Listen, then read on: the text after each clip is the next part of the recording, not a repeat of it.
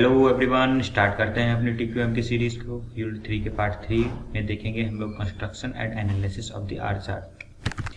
तो ये रहा हमारा सिलेबस, इसमें साफ साफ मेंशन है। और सबसे पहले समझते हैं कि आर चार्ट होता क्या है। तो मॉनिटर डिस्पर्सन, डिस्पर्सन मतलब वेरिएबिलिटी, मतलब किसी भी प्रोसेस की जो भी वेरिएबिलिटी आ रही होती है उसको मॉनिटर करने के लिए हम जिस चार्ट का इस्तेमाल करते हैं उसको बोलते हैं आर चार्ट।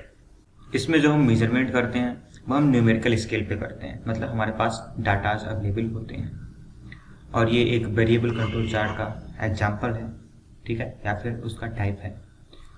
तो ये क्या करता है, ये रेंज को दिखाता है टाइम के सापेक्ष में। और रेंज क्या होती है पिछली वीडियो में भी डिस्कस की है, एक बार फिर से देख लेते हैं।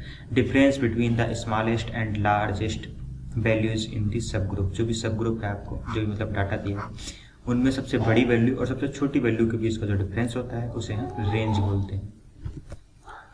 अब हम बात करते हैं कि जो आर चार्ट है उसको क्रिएट करने के लिए कौन कौन से स्टेप्स का इस्तेमाल करते हैं। तो सबसे पहले हम जो भी सब ग्रुप है उसका रेंज जो भी आएगी उसको निकालते हैं, मीन, उस रेंज की मीन निकालते हैं, ठीक है। Compute the upper and lower control limit in the R chart. R chart में हम अपनी लोअर और जो भी अपर कंट्रोल लिमिट्स हैं उनको कंसीडर करते हैं, उनको पता लगाते हैं। उसके बाद में use the line to show the centre and control limits on the R chart. R chart पे हम जो भी सेंटर लाइन है और जो भी कंट्रोल लाइन्स हैं उनको शो करते हैं, ठीक है। उसके बाद में plot the successive subgroup range as the line chart. फिर उसके बाद में लाइन चार्ट की तरह मतलब लाइन चार्ट में उसको रिप्रेजेंट कर देते हैं। अभी एक एग्जाम्पल से समझाऊंगा तो आपको ईजिली समझ में आएगा।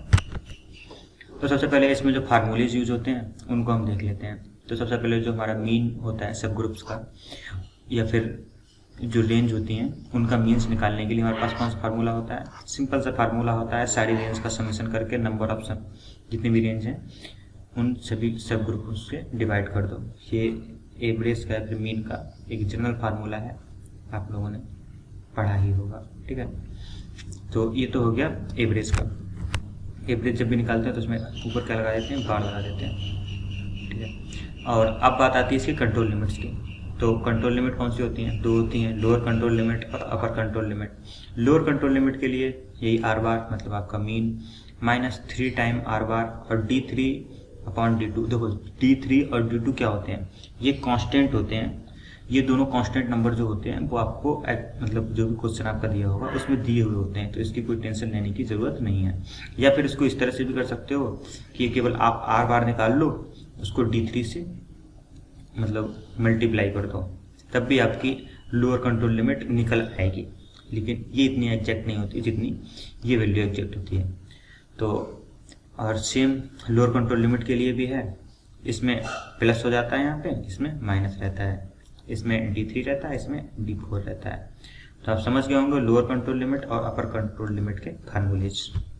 और जो n आता है वो सब ग्रुप का साइज होता है, वो अभी दिखाऊंगा एग्जांपल में आपको, ठीक है।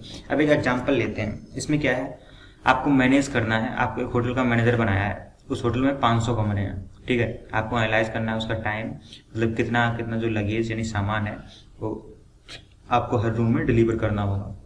आपको 7 दिन के लिए काम मिला है और आपको 5 डिलीवरी पर डे मिलती हैं, ठीक है।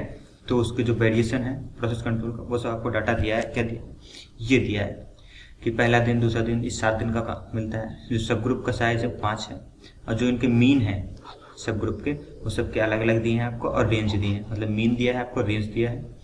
अब आपको कैलकुलेट करना है, मतलब आपको आर चार्ट क्रिएट करना है।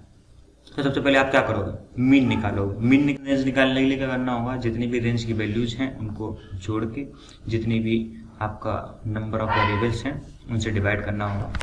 तो ये रहा एग्जांपल, ये आपकी सारी रेंज की वैल्यूज हैं, ये कितनी है, 7 दिन के लिए काम मिला है ना आपको। तो आप इन सारी वैल्यूज को सम करके क्या करोगे, उनको 7 से डिवाइड कर दोगे। ये सेम हमने किया है, तो इसकी वैल्यू कितनी आई है, 3.894। ये हो गई हमारी रेंज की मीन वैल्यू, ठीक है। अब हमको क्या चाहिए था, अपर कंट्रोल लिमिट और लोअर कंट्रोल लिमिट। इससे हमें क्या मिलेगा, कंट्रोल लिमिट मिलेगी, ठीक है। तो इसका हमारा फार्मूला क्या होता है, अपर कंट्रोल लिमिट का क्या फार्मूला होता है, मैंने बताया था आर बार प्लस 3 आर बार और D3 अपॉन D2। या तो ये लगा दो या फिर D4 R बार इसको लगा दो। तो हमने ये सेकंड वाला फार्मूला यूज़ किया है, D4 जो कि कांस्टेंट वैल्यू दी होगी टेबल में या फिर मतलब क्वेश्चन में। तो ये हमें कितनी दी है 2.114, तो इसकी मल्टीप्लाई कर दी हमने जो भी R बार निकाला है। R बार कितना निकाला है हमने, R बार निकाला है 3.894, तो इनके दोनों को मल्टीप्लाई करेंगे, अपर कंट्रोल लिमिट मिल जाएगी हमको 8.232। लोअर कंट्रोल लिमिट के लिए सेम प्रोसेस, और इसके जो D3 की वैल्यू है वो 0 है, तो लोअर कंट्रोल लिमिट हमारी कितनी हो गई, 0 हो गई। उसके बाद में अब हमारे पास क्या है, अपर कंट्रोल लिमिट है, ठीक है, लोअर कंट्रोल लिमिट है, और उसकी जो रेंज है वो है। तो अब हम इनको एक ग्राफ पे प्लॉट करेंगे।